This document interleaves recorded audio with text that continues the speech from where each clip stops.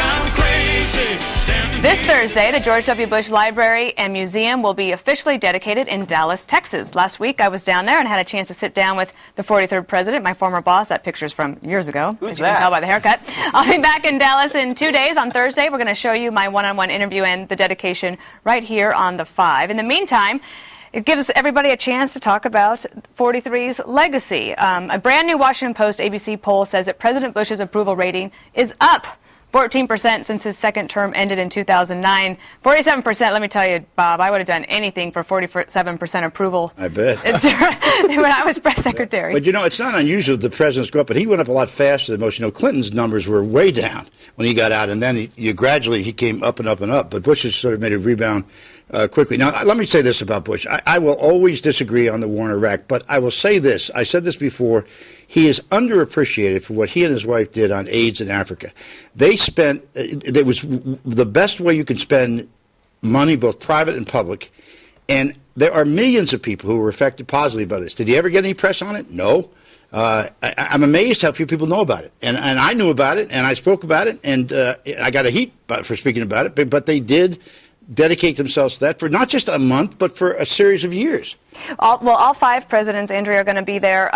President Obama will be there, and all the living predecessors. So the Carters, the Clintons, and the Bush 41s will be there, which is very special for him.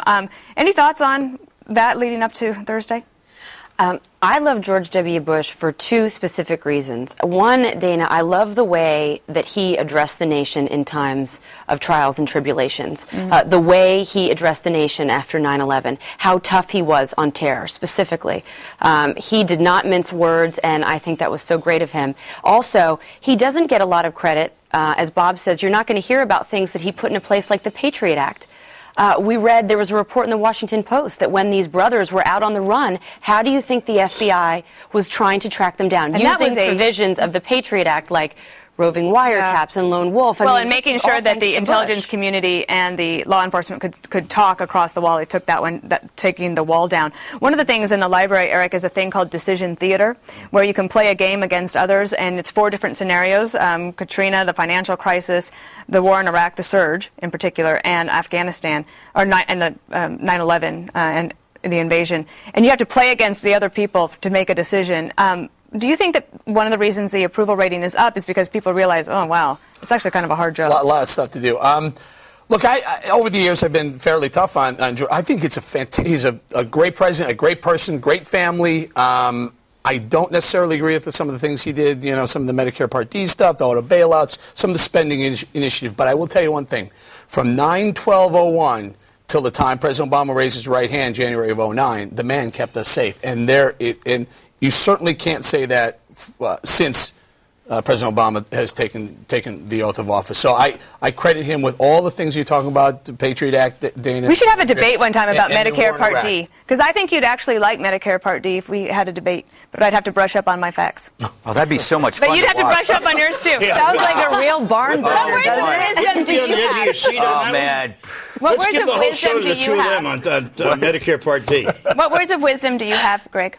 Well, actually, I visited the library last week, and I went to a room that had a bunch of little furniture, and I thought it was the kiddie section. Turns out it's the Dana Perino wing. I thought that was interesting. And I came up with a joke before the left would. The library is temporarily closed because someone checked out the book. Figure that. But anyway, I missed the Bush White House, although the spokesperson was a little weird. She was Imagine sitting next to her every day. I was tough. I liked the reporters. You look younger though. now. I look young. Well, yeah, I should have. It was a tough job. I should have had a little more care and feeding of my hair. You were busy. And makeup during the time. It's okay. You were still, the hottest of them. Oh, come on, Robert Gibbs. With all due respect, Ari Fleischer was there. Ari Fleischer is a good case example. He was a 9. Let's not make that comparison. You know who won't be there on Thursday that we all wish would have been was somebody who also used to work at Fox, and that's Tony Snow, who was by far, I think, the best press secretary ever at the podium and just one of the world's greatest guys. And hopefully Jill Snow will be there, I hope. It's going to be a great reunion. All the presidents are going to be there. The weather looks like it's going to be good, so everything's going our way. Will President Thompson be there? No, Greg. He will be back at the university. Oh. I assume somebody. I'm sure somebody's going to say something about Tony during this ceremony. But I mean, as soon as you said that, it brought back a lot of memories about Tony.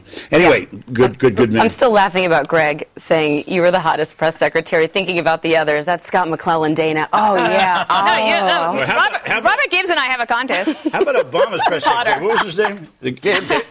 Robert Gibbs. With his hair, yeah. He's a nice guy. No, I know he's a nice guy. He's a good Who's guy. Reagan's? Great guy. Fitzwater, Marlon Fitzwater. Come on. He was a teddy Dee Dee bear. Myers, Mike McCurry. There's a whole list of them. All right, ahead on the